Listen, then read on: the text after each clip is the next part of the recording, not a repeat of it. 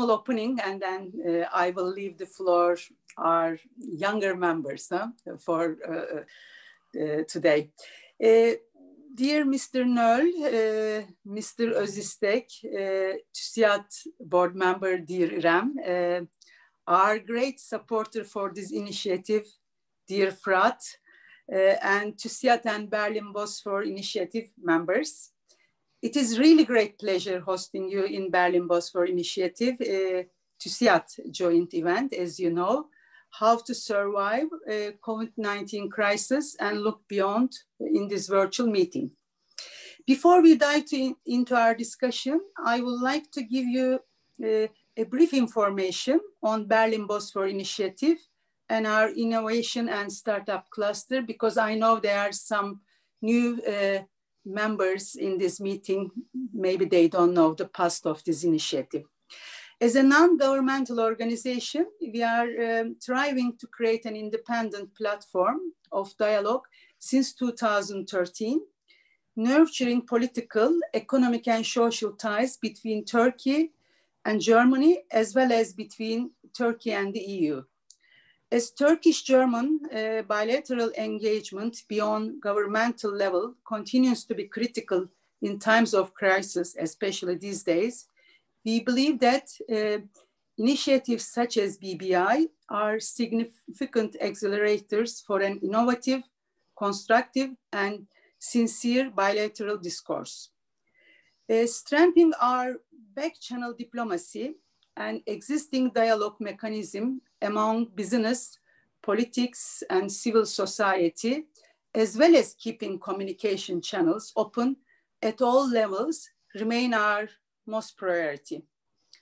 As coronavirus outbreak repeats by the beginning of winter in Europe and Turkey, businesses as well as institutions such as Berlin Bosphore initiatives continue to brace the impact. Each day, we are exploring novel ways of adapting to the new normal, conducting effective business, and implementing creative, interactive platforms of dialogue between German, Turkish, and European civil society.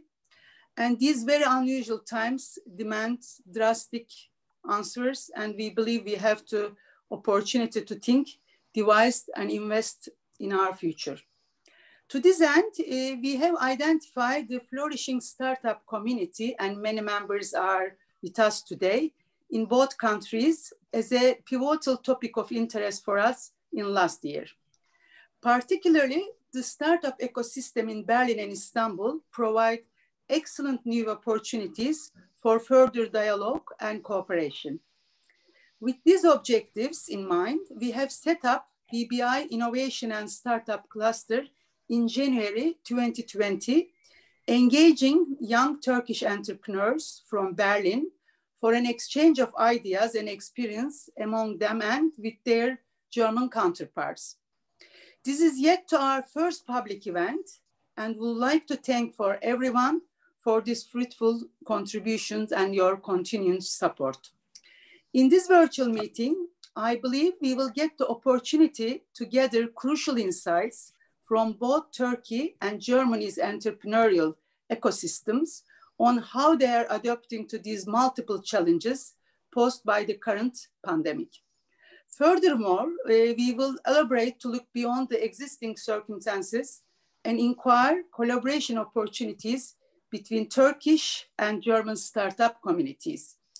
We hope that our discussion will evolve this initiative further in 2021 and beyond. Thank you for your participation. And now I leave the floor to Ms. Kayacek, is TÜSİAD current board member, responsible Youth and Entrepreneur Roundtable. İrem, over to you. Thank you very much. It's a pleasure to speak after you, Ms. Cansel.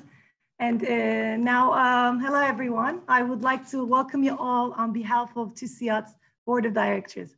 It's a great pleasure for me to be here today for our joint event with Berlin Bosphorus Initiative.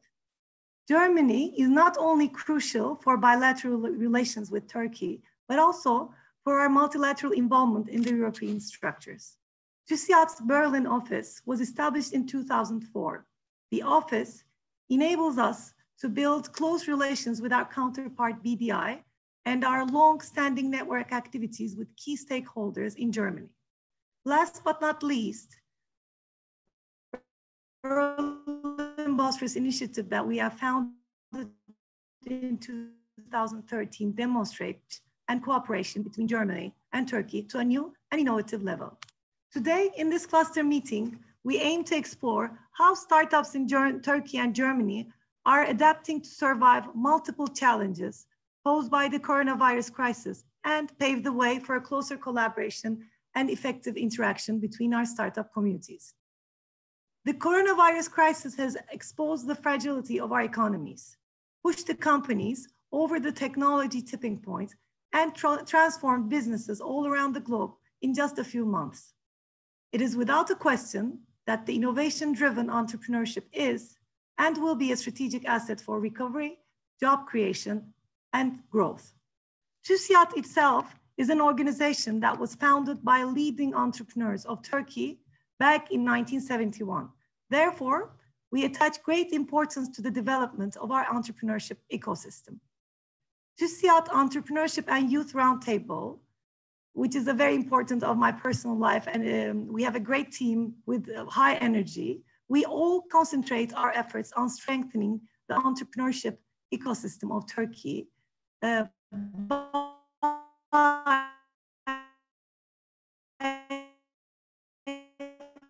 identifying areas for entrepreneur-friendly framework in Turkey, developing entrepreneurial muscles of our youth, and increasing awareness of entrepreneurship in order to reinforce the innovation culture and skills of our business community.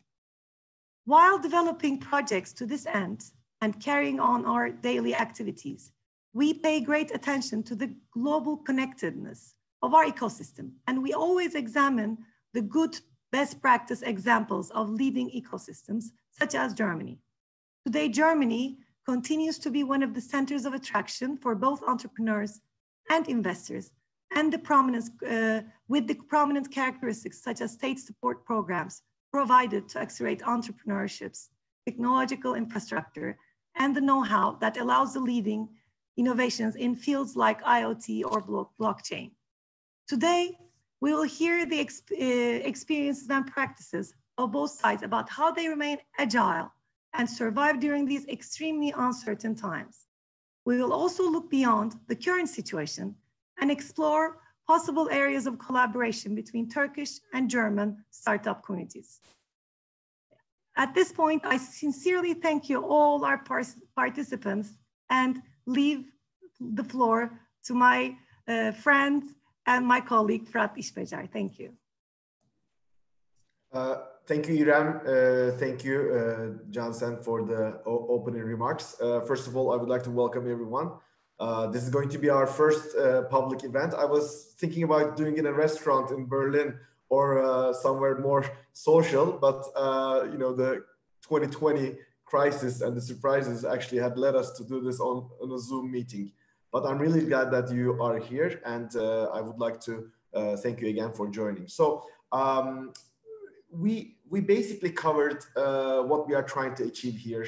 Berlin Bosphorus initiative is actually trying to build a bridge between the Turkish, my ecosystem, the startup cluster is trying to build a bridge between the Turkish entrepreneurial ecosystem with the German entrepreneurial ecosystem. Of course, the two pillars of these ecosystems are Istanbul and Berlin. So we are actually focusing more on these cities, but we are not limited to these cities because Germany has amazing hubs such as Hamburg, Munich, and Turkey also has Ankara, Izmir, and a few other hubs. So we are not limiting ourselves with these two cities, but I think the initiative's centers are chosen quite well. So before I talk for too long, I would like to introduce two of my panelists.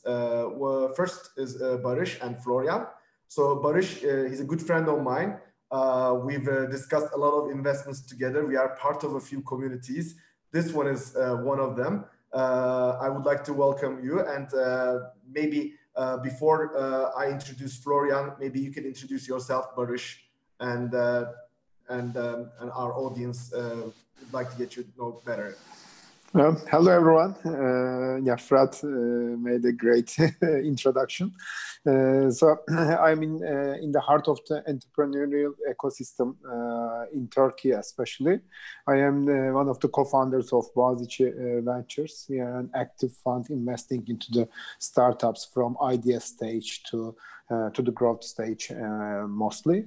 I also have several roles at the NGOs. Also, I am the chairman of Netmarble, which is one of the largest gaming companies. The center of the Europe and Middle East region is located in Turkey for Netmarble. Perfect.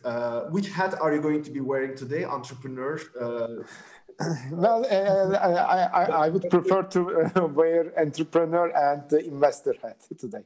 Okay, perfect. So Florian, when I looked at your Twitter profile, you had one caption was creating ecosystems between startup, family businesses and corporates, which is actually very important because the startup system is evolving all around the world, but they need support from other stakeholders, such as family businesses, corporates, and governments. So we would like you to just a little bit talk about yourself, but also what you are really trying to achieve with this creation of the connection between ecosystems. Yes, of course. So thank you very much for having me. Thank you very much for the warm welcome. I started my career as an entrepreneur. So I founded my first company during school. And then after some years with my A-level, I moved to Berlin because I thought back, 70 years ago, that Berlin is a place to be to found my first startup company. And I did this for several times before I founded an association, the German Startups Association. So during these years, there had been some troubles for startups in terms of policy and politics, and the support was not so strong, to be honest. And for this reason, some of us thought about, creating something like a lobbying organization for the tech industry. And for this reason, we founded the German Startups Association. I became its chairman and served in this role for 7 years. It's an organization with more than 1,000 members in Germany and around 20 to 30 full-time employees in Berlin mainly. And during this time, I only did one thing next to this association and next to this work in politics. I became co-founder of a venture capital fund, which is supporting mid-sized companies and family-owned companies to invest in startups. And all over this time, I developed this strong passion, you mentioned it, for this bridge building between startups and established companies. And since 1 year, roughly, I'm in a new role. For the first time in my life, I signed a working contract and joined PwC, which is one of the world's largest audit firms and professional service firms, as you know. And I have 2 roles inside the company. On the one hand, I'm in charge for innovation and corporate development at PwC in Germany. So we try to answer the question how we can become more and more innovative, how we can be a good partner to tech companies outside our offices. And for this reason, for example, I set up our first venture capital fund. So I'm responsible for the only venture capital fund of PwC globally, just to cite one example. And then there's my second role. We are a huge supporter of the startup ecosystem, of course, and the venture capital ecosystem. We are supporting in Germany only around 300 clients in this space, from the early stage startup and the one end to public listed companies who had been startups maybe 10 years ago. And I try to build those bridges between those new emerging companies and the huge network, of course, we do have as a professional service firm in the corporate world.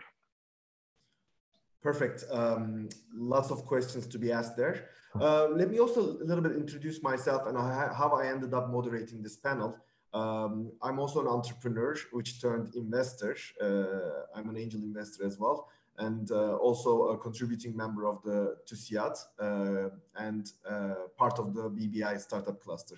So 2 years ago, we saw a certain trend in Turkey. All the startups and all the founders were thinking about moving to a country where they can sell their products and services at a premium. And they also wanted to have a more independent and more larger market access. So we saw a trend of very talented Turkish founders moving to especially Berlin. So this was only not limited to founders. A lot of my employees at Comensis, I have a software services company right now. We have about 210 employees. About 15% of my existing turnover, so 1 out of 6 people that left the company every year, was going to Berlin. So this happened 4 years in a row. So I was like, if I cannot change the trend, maybe I should adapt to this trend. So we decided opening an office in Berlin, where our joint venture with Finleap started. Finleap is one of the fastest growing fintech companies in Berlin. They're like the rock stars of the fintech space. So we formed a joint venture, which is still run by one of our ex-colleagues, Anılcan. He might be in the conversation today as well. So that's how my love affair with Berlin started. Before, I had a separate love affair, which was mostly social, drinking and partying, but like this was more like startup love affair. So my question to you, Florian, before I get to you, Barış, have you been noticing this phenomena of very talented Turkish entrepreneurs and startup people, engineers moving to Berlin? And did you take any actions trying to create a valuable value add from this certain trend? Yes, it's a great question. So if this would be an event between maybe Germany and the US, we would talk about the same story 15 years ago, and we would say all of our talented entrepreneurs had gone to Silicon Valley, for example, and this is a pity, and so on. But not many of them came back, to be honest. And yes, Berlin became this place to be during the past 10 to 15 years within Europe, I think. So of course there's Paris, of course there's London, but maybe there had been some advantages for Berlin, and for this reason, 5 years ago, there was a situation that I met not only Turkish founders in the city, I met founders from New York and from San Francisco, and I really raised the question, why in hell are you leaving the holy land of entrepreneurship to come to Berlin? But they had really good answers to that, and believed in new opportunities in this city, and believed in the city maybe in terms of culture and maybe partying and talent, yeah, which is maybe an important fact, and believed in the city as an entry point to the European market in the heart of Europe. Well, during my until now, but during my time at the German Startups Association and the European Startup Association, I did a lot of lobbying for a liberal immigration policy. I really believe that it's a kind of privilege if smart minds from all over the world choose your country to start their next business. And I was for many years not happy about the support of the German government and the local governments in terms of supporting this trend, and others like Macron, for example, like Canada, did a better job in supporting this welcome culture and supporting onboarding of foreign founders to their countries. Perfect. So You gave a great example. 15 years ago, a lot of German founders were going to Silicon Valley and they were starting their own businesses. And some of them stayed, some of them came back. I think Peter Thiel is an amazing example. He's become one of the most successful entrepreneurs in the world, and he's German. And then there's other founders as well, of course. But Barış, from an investor perspective, so what do you think about this brain drain? Because some people would like to call this a brain drain, but I think it's an opportunistic brain drain because, you know, if you can make more money and create more impact in a certain surrounding, such as the Silicon Valley of Berlin, it might be better to move because the impact size could be 10 or 15 times larger, so that once you actually have the value, you can go back to your country and invest in different ways. So as a founder of one of the most successful startup accelerators, Starters Hub, I know you invested in entrepreneurs, Turkish entrepreneurs outside Turkey, which became super successful. Also the founder of Boğaziçi Ventures. What's your new strategy? So about this Turkish or, you know, Turkey originated founders all around the world? Yeah. This brain drain, I think we have to discuss this more deeply. Since the beginning of the discussions, maybe we are discussing brain drain, especially in the last 3-4 years. I was pretty supportive on the drain part.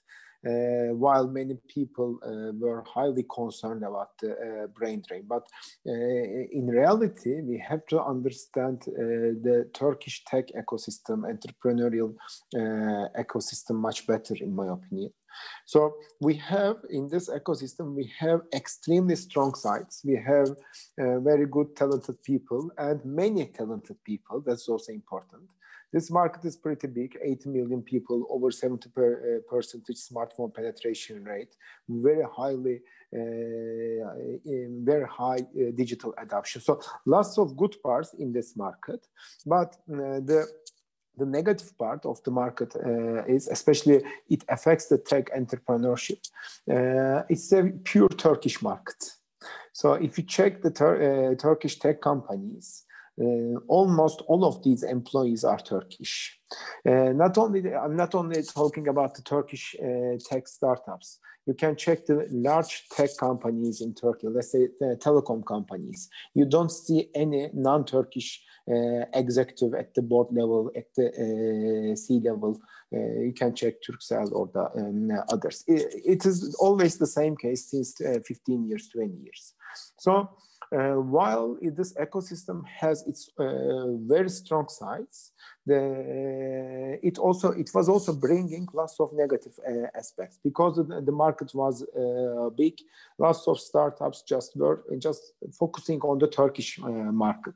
They were not focusing on the foreign markets. So at a certain point, yes, this market is very big and it's good to grow here, but at a certain point.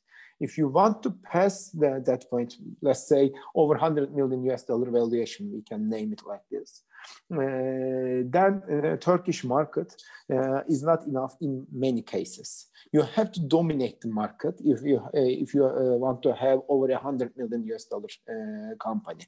Domination is always very tough, and we are just talking about a few companies. But when you go to global, then you can see many $200 million companies very easily. So that was the tackling part. That was the challenging part for the Turkish tech startups, because having all employees Turkish, having only Turkish culture, only one market dedication, it was very hard to scale up to the global.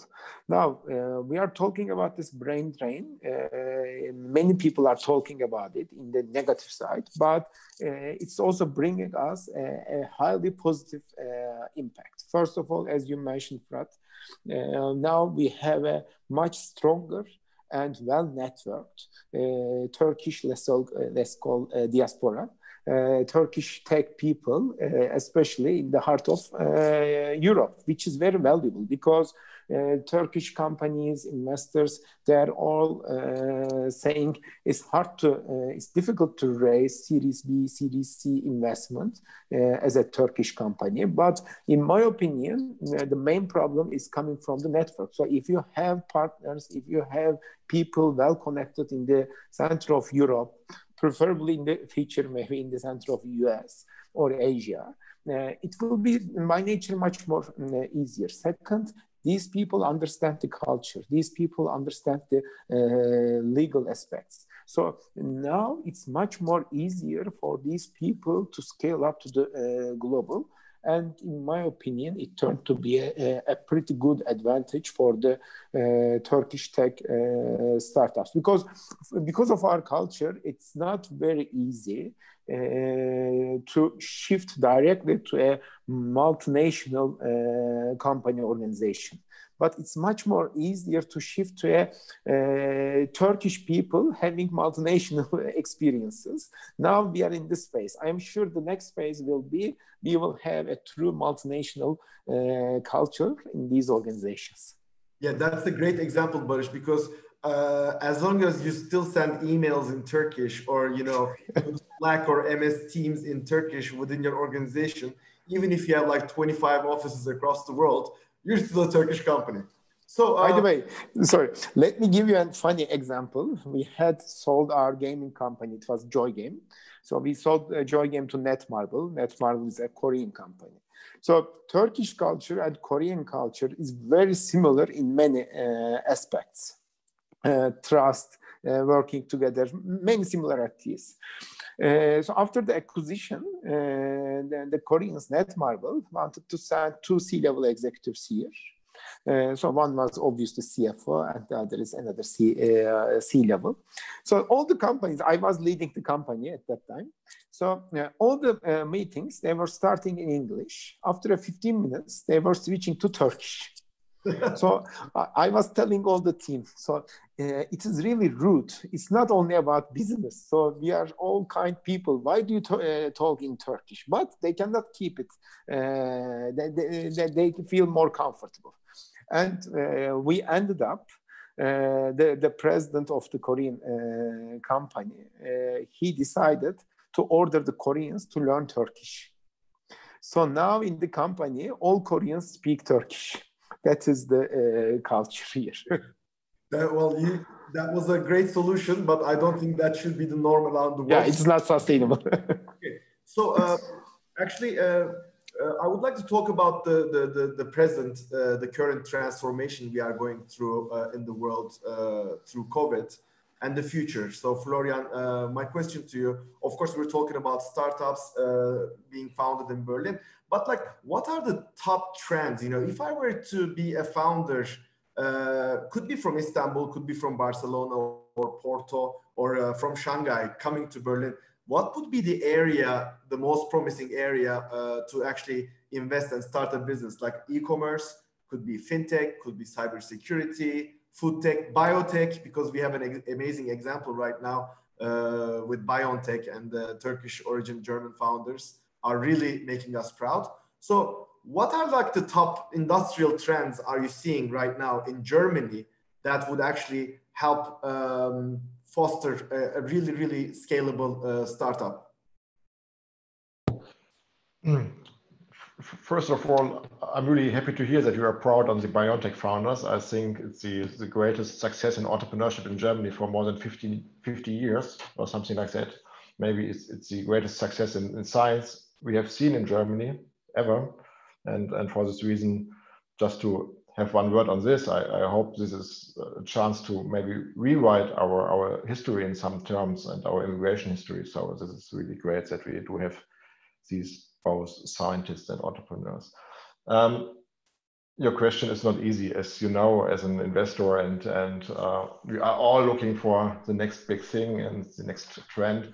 I believe that there are a lot of opportunities for startups which are facing B2B issues and problems.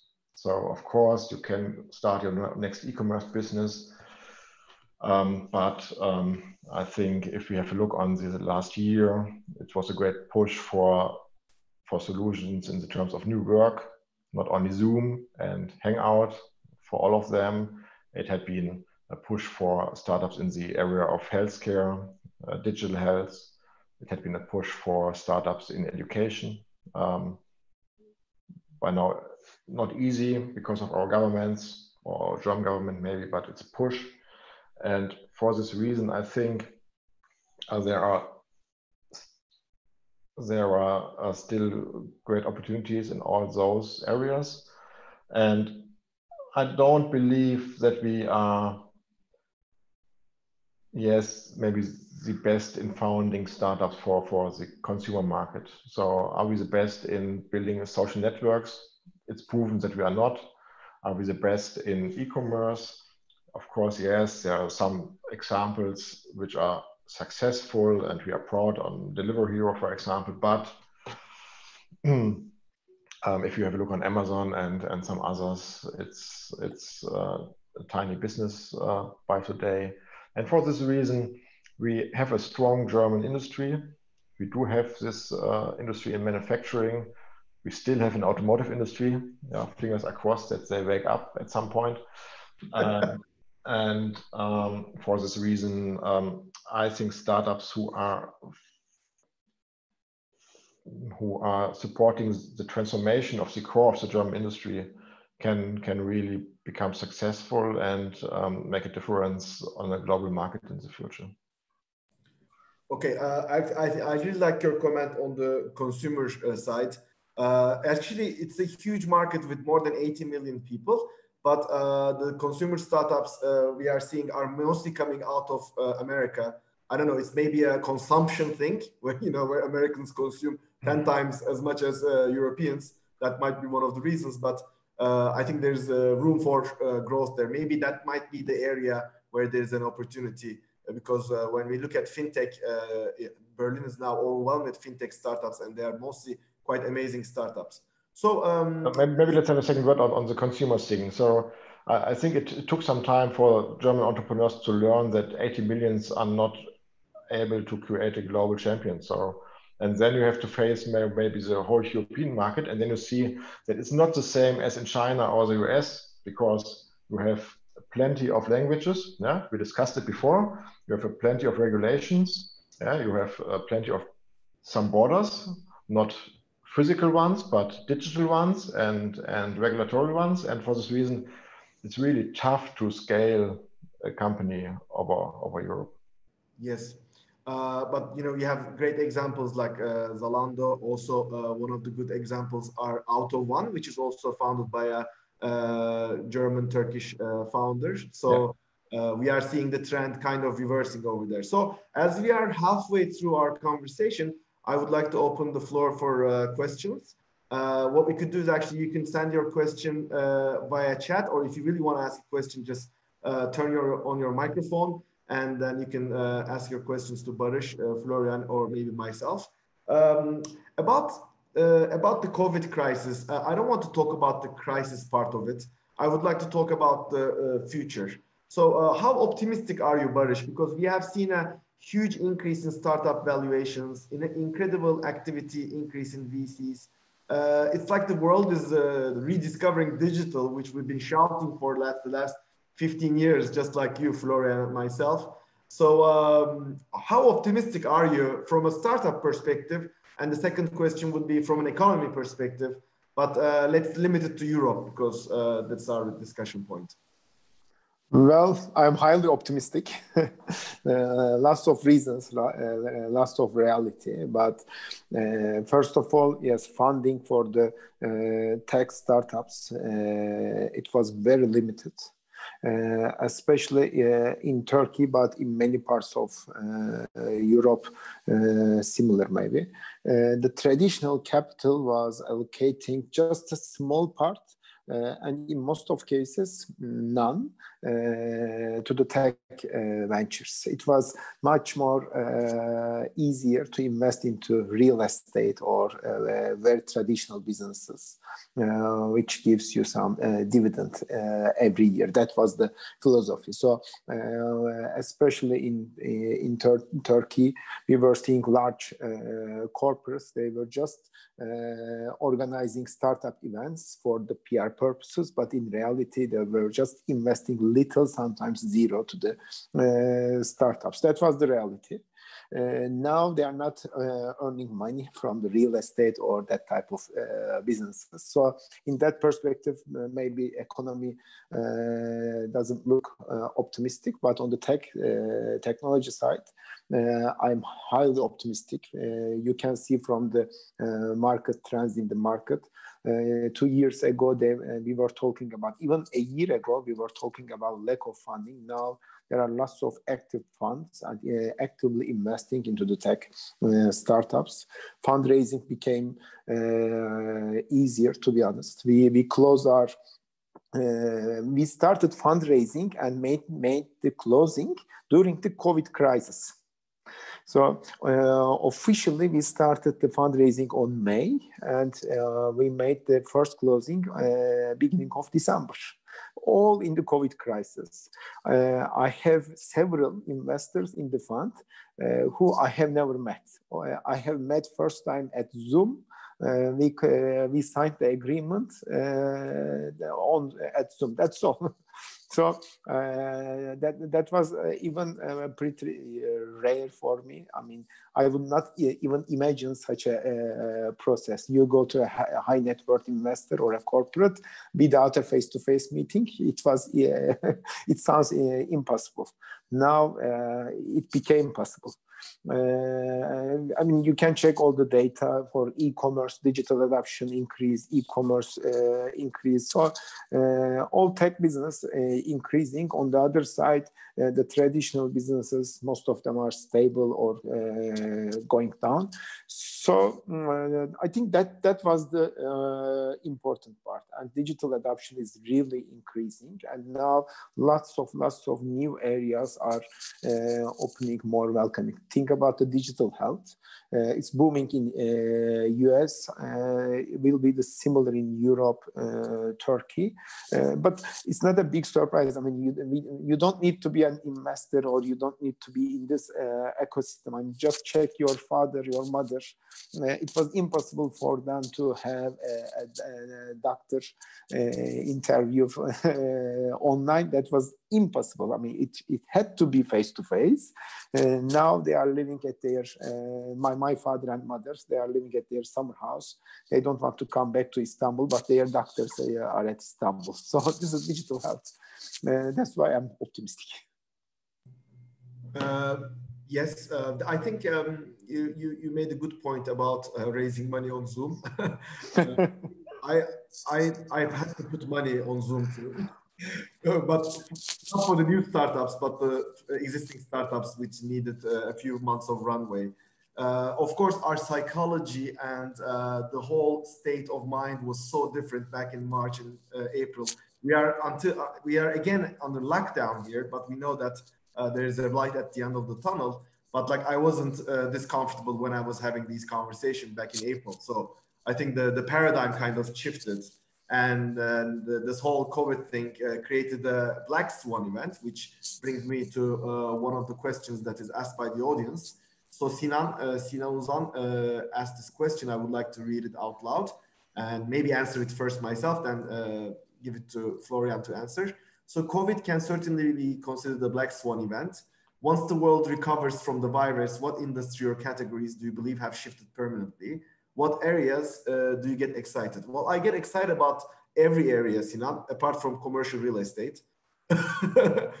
So, maybe fossil fuel energy. But I think the most important thing here, the industries, they don't really change a lot. There was always biotech companies, but there was first generation like Bayer and Pfizer. Now we have second generation like BioNTech.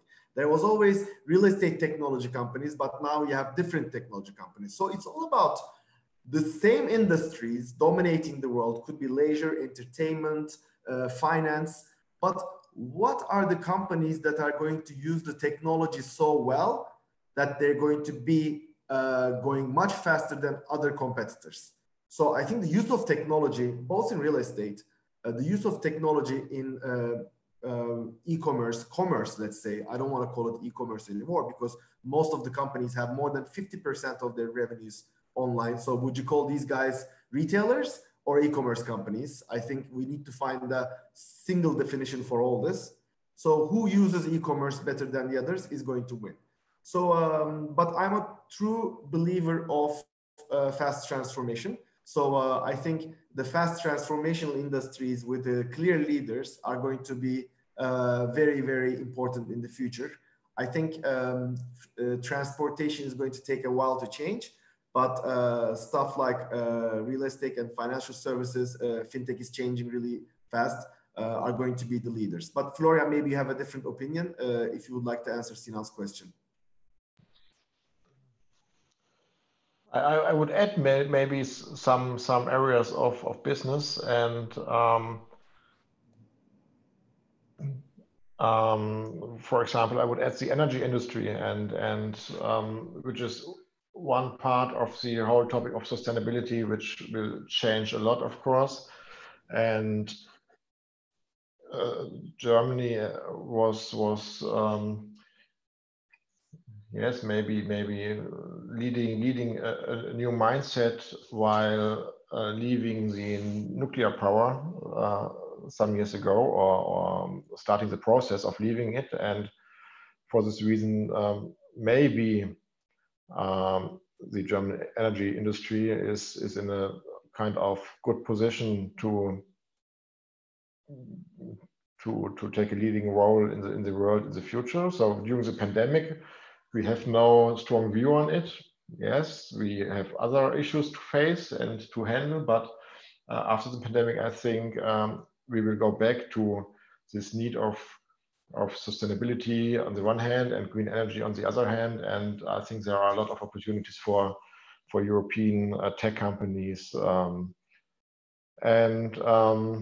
Florian, with this new Biden administration, hopefully there will be a Biden administration by next week. I think it's going to accelerate this whole transformation as well, right?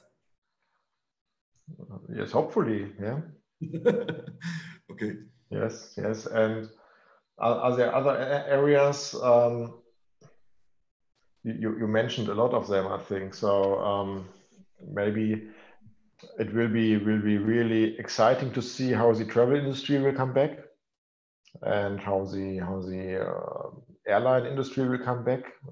Will it be the same business model as in 2019? I'm not sure about that. I don't miss my weekly flight to Frankfurt or Munich, so we can skip that.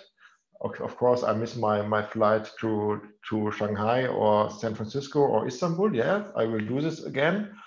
But I think we will see another way of business traveling and having business meetings. And your example is totally true. Of course, we can invest in companies without meeting the founders. Of course, we can pitch for everything without meeting the client in person. And I hope that this will not change in total, because it's a lot more efficient and convenient to do it like we did it, or do it like 10 months. Perfect. So Barış, I would like to rephrase Sinan's question to you and ask something more specific. What was the last company Boğaziçi Ventures, yourself or Netmarble invested? And what was the name of the company? And what was your thesis? What was your investment thesis? I presume it was post-COVID, so it might answer the question. Well, let me answer in that way. Maybe it will be more interesting. On February, we are announcing 8 new investments. So all completed, just we will announce. So out of these 8, 4 of them are game companies. One is a biotech company, 2 of them fintech, and 1 retail tech. That is my February portfolio. So Mostly our investment thesis is I think this is the biggest part of the Turkish tech ecosystem nowadays, the software business, which can easily scale up to the global. Without opening new offices, without establishing a distribution network, hiring employees in every country.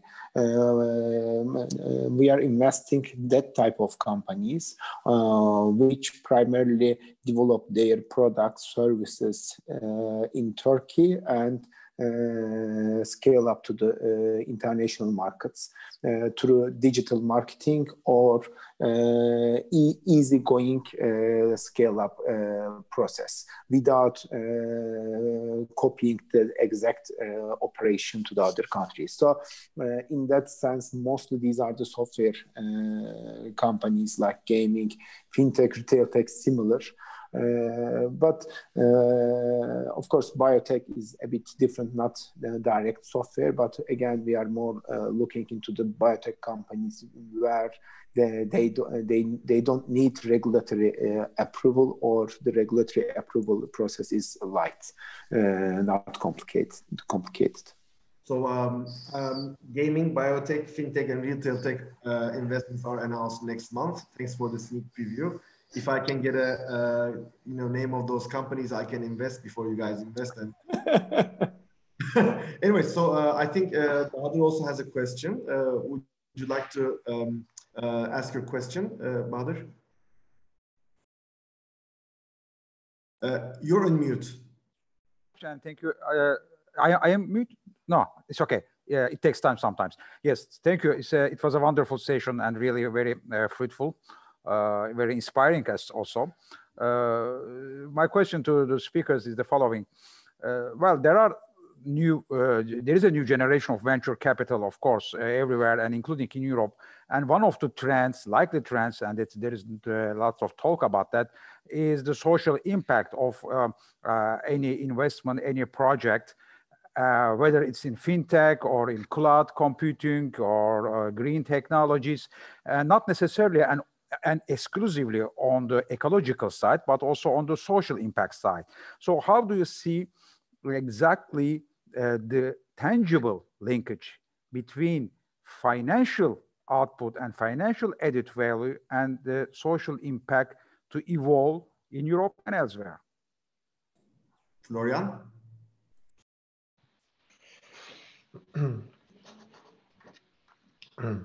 Yes, so you are naming a strong discussion we see in the startup and venture capital industry right now. So, for example, there is a question if we should add ESG sustainability criteria to the investment criteria of venture capital funds, and I think we should do this because, of course, you have this dimension of sustainability, but you have also this dimension of diversity, for example, which is, from my perspective, a really important topic to the startup ecosystem and the tech ecosystem, and which is a great issue in both, and especially in the venture capital world. If you see the general partners who are mainly male, and for this reason, my perspective on that question is maybe that these both dimensions will merge, and there will be not the situation that you think about sustainable investments or social impact investments on the one hand, and the others on the other hand, and that each investment has this social or sustainability or sustainable or environmental dimension. And if we ask founders today, and we do this, for example, with a study, the German Startup Monitor, every year, I think around 40 to 50% by today say that their solutions are supporting social or sustainable goals today already. And I think the mindset of this generation of new entrepreneurs has already changed, and we see this inside their business models. I think your last sentence was a great point. I also would like to share my opinion about it. The new generation of entrepreneurs are much different than the 20th century generational entrepreneurs. So they have different mindsets, they have different priorities, and they are more focused on sustainability. I think the biggest trend for the next 10 years will be the changing the consumer's mindset. We need to change the consumer mindset. I'll give a few examples. I think governments are responsible for this, corporations and startups all together. So in Sweden, about a year ago, in 2019, when the world was, before COVID, the number of flights taken by Swedish passengers dropped 5%, as it was growing 10-15% all around the world. The reason that the flights actually dropped was it was more about sustainability and environmental concerns. So the flight shaming became one of the trends, and people started flying less. It's happening in the US about diversity. It's happening in the US about equality and everything, and it's super amplified because it's America. We can see that unless people are less prone to speaking extremely divisional and polarizing. Well, it's happening on the politician level, but if you look at the public level, people think twice when they're making racist and undiversified comments. So these are the top trends I think startups and communities around the world should be focusing on. Maybe Barış has things to say, because in terms of your investments, there's a big impact on the Turkish founder and entrepreneur ecosystem. Do you look at these traits of the entrepreneur? Okay, the guy is not amazing, let's say, or the girl, but the business is great. It's growing fast, but let's say they have a little bit ethical concerns and they don't really care about social impact. What would be your opinion then? What would be your decision? That's a different side of the social impact investment. So yeah, definitely our opinion would be negative, because our belief, we are early stage investors from idea stage to growth stage. So we invest to the team, and if we see problems about integrity, ethical side, then we don't invest. First rule, invest into the team. The rest is, the business always changes. You pivot the business. I don't care about the business. The first priority is the team. That is the one part. But I would like to say a few words about social impact. Most of the funds, indeed all of the funds in Turkey, except one, I think, they are not social impact funds. So caring about the social responsibility, ethical attitudes, integrity is something else. But when you say I'm a social impact fund, you only invest into the social impact areas. So now today, social impact funds we see in Turkey very rare, but I can tell you in the next just 2-3 years, we will see an increasing number of funds and capital in these social impact funds. So what I see in Europe, in US as well, some funds, they are just raising the fund, saying that we will do social impact investments. Some funds are really sincere about it. So they have certain rules, regulations, mandate, investment thesis about social impact investment. I think, Bahadır's question was more related with that. I see a huge trend, and these sincere funds will increase. I'm not talking about just, let's say, you make an investment and you touch the lives of the startups. It's against some good social responsibility areas. You can call it social impact, but real social impact funds are more focusing on the proper evaluation and calculation of the social impact rate.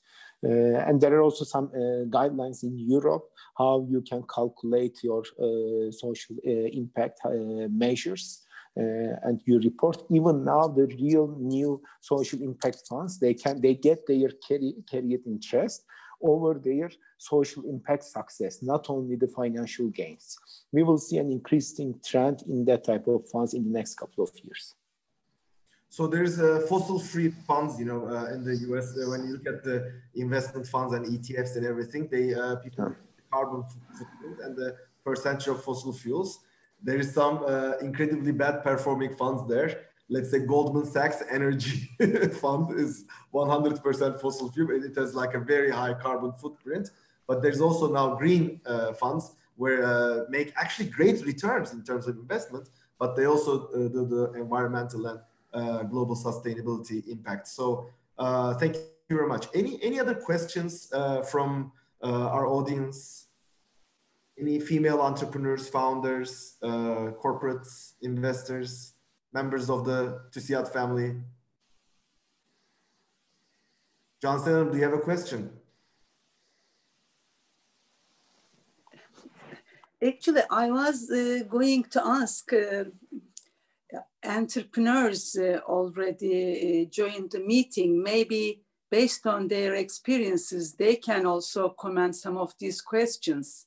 I was going to encourage some of the participants to contribute, actually. It will be great to share some knowledge. Yeah, like I would like to maybe, yeah, we can ask a question.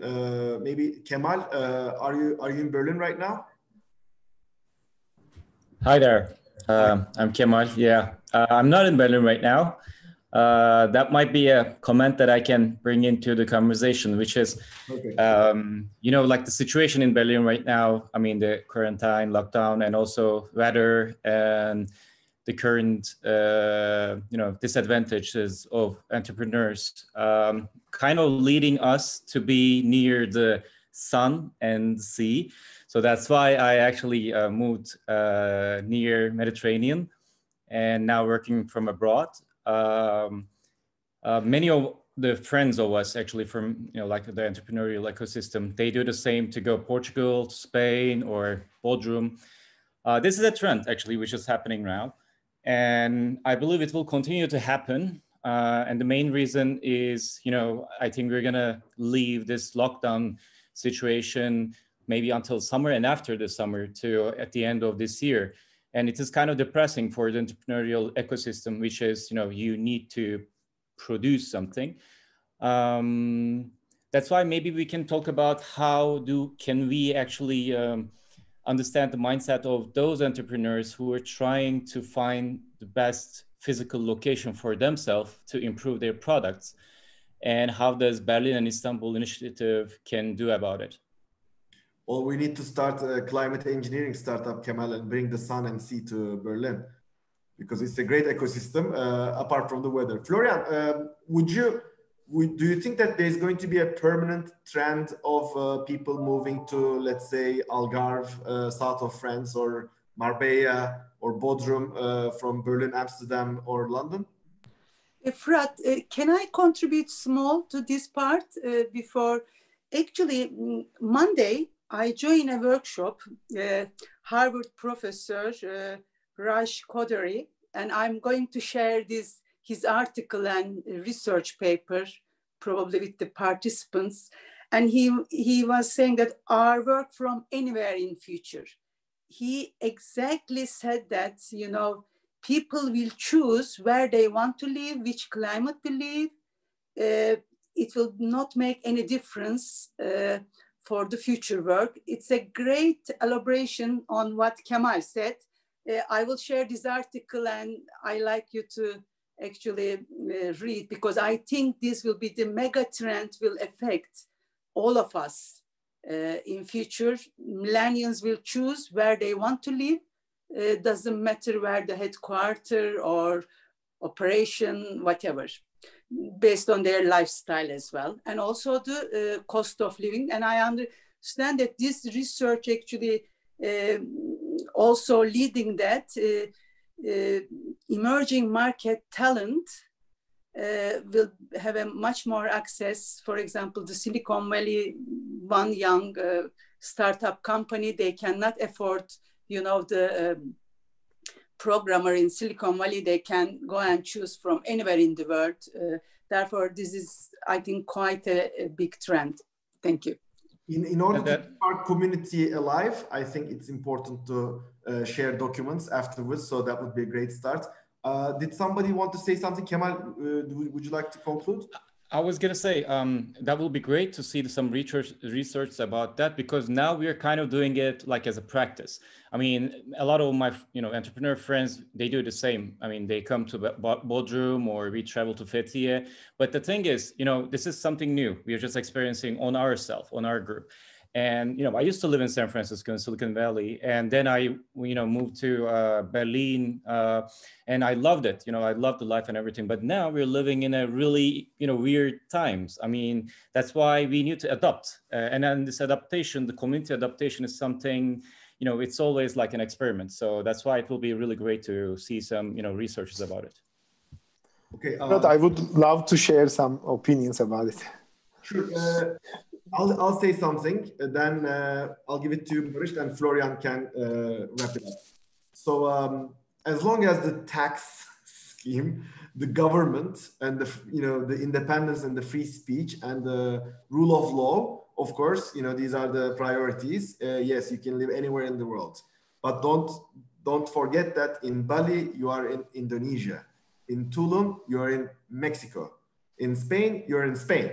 In Bodrum, you're in Turkey. So I think these are going to be the mega trends that are going to be needed to be understood by the governments. And if you want this talent to come and live in your country, you need to make them feel comfortable as much as they feel comfortable in Germany, which is one of the most free societies in the world. I fully agree that part. This week I'm in Istanbul, but I'm living in Alaçatı, the summer vacation place nearby Izmir. We saw you a couple of times there, yeah. Since March, and now I'm already based in Alaçatı. So now my home is at Alaçatı. From time to time I'm coming to Istanbul. That's it. But what I would say is my neighbors at Alaçatı right now. One of my neighbor is leading a cybersecurity company, head of marketing of Middle East, and she works in Alaçatı full time. Another neighbor, he's working for a French gaming company, and again full time living in Alaçatı. So now it's happening. We are now investing to an entrepreneurial hub at Bodrum. It will be open soon. Most of you know, Ersin Pamuksüzer is opening a new hub. We will be one of the partners. We are also considering opening a hub at Alaçatı as well. So the people who are living at Alaçatı and working in that tech ecosystem can come together and meet there. I think in every part of the world, especially in that type of locations, that type of hubs, the number of these hubs will increase, and it will be a really good location for the talents and experienced people to come together and work together. But as you mentioned, the regulations should follow. The countries who adapt their regulations according to this reality will be able to attract these talents, especially the tax regulations. Yes, perfect. It looks like you have a little bit of a WeWork going on in Alaçatı, Soho House / WeWork. So maybe I'll come down to Çeşme this summer to work with you for a couple of weeks. Florian, actually, we forgot about this trend, but mentioned this trend. What do you think about the southern parts of Europe stealing the show from Berlin? Or do you think this trend is just temporary? What's going to happen? What's your opinion?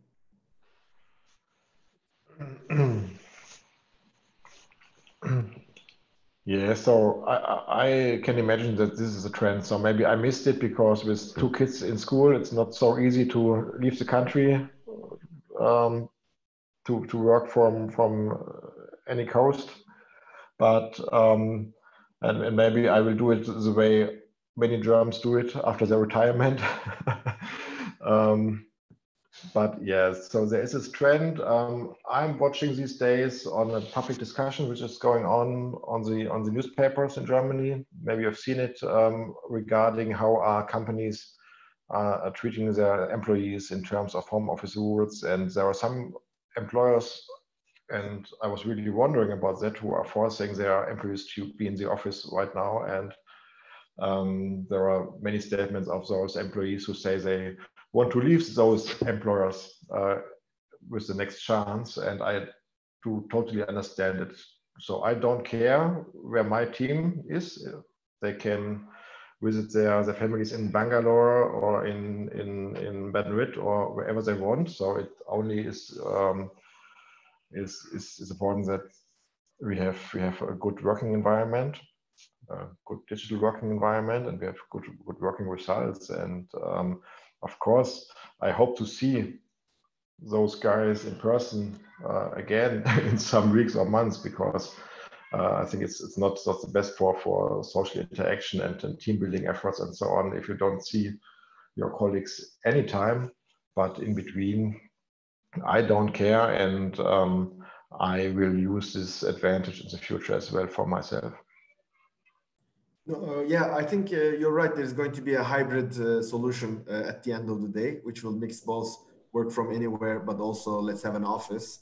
But let's make that office like a living space. It's not going to be like a lot of desks and everything, but people would come there, and it's going to reflect the community and the values of the company, and time to actually reflect and spend time with your colleagues, where you would feel more connected because you guys are working as a team.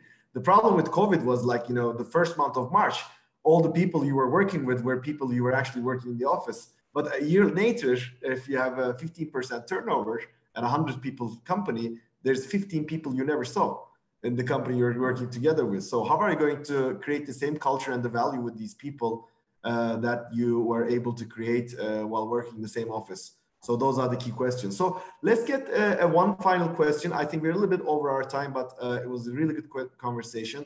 Let's get a final question if anybody wants to ask. If you don't have a question, maybe I'll ask the final question. All good? Okay, so great. So Florian, my final question to you would be, so how do you like our new initiative? Would you like to be a part of it in the future? Don't worry, we will not bug you too much, but we might also ask for your help for such events for future contribution. So my question would be, would you join us? Yes, so it's a great spirit inside this room. So I really like it. I enjoyed the past 90 minutes with you. So as I mentioned before, I really miss to meet other entrepreneurs, to meet other investors, not only in Berlin. So for this reason, I would love to meet you in person at some time. And yes, so if you have Thank you. Some other events or something like that, of course, feel free to reach out. Hopefully we'll have an offline event this summer, COVID-free, and we would like to get together and have a few beers together. So Barış, thank you for joining, really, really helpful. My question to you would be, when we are actually going to make an offline event, would you spare the time and maybe come and meet us in Berlin, maybe this summer? Would you be interesting? Would that be interesting for you? Of course. I mean, I missed traveling, and Berlin is one of my favorite locations in Europe. Definitely, I would love to join. Okay, that's great. So I love the peer pressure when, ex-chairman is looking, Bahadur is here, Noor is here, the peer pressure, I love that. Anyway, so, well, I would like to wrap things up. Maybe one final sentence from Cansel Hanım, and then maybe we can wrap it up. I will just say thank you. I think, Fırat, you very well summarized. And also I encourage really each of the participants, send us your suggestion for next topic to cover, because I mean, we are all hoping to meet physically this summer, but who knows, this might not happen. We might continue another Zoom meetings, and in between, if you really have hot topics for this initiative to cover, we will be very, very happy to invite experts and create events around that topic. Therefore, please communicate with us. Don't wait next meeting to communicate. Thank you very much. And also, Fırat, thank you very much. From the beginning, you support us for this initiative. I'm very happy that, we have our first formal meeting, unfortunately virtual, but hopefully we'll meet. And as you suggested, we'll have a good dinner in Berlin. Yes, if not this summer, definitely next year. Okay. Before we go, I also would like to thank the Berlin team, Ayşe and Alper Bey, their amazing job, and we are really thankful that we could actually have Florian here today. Nur also from Istanbul, great support. So, well, have a great week, everyone. Stay negative, and I hope to see you soon. Bye-bye. Bye. Bye-bye. Thank you very much. Bye. Thank you.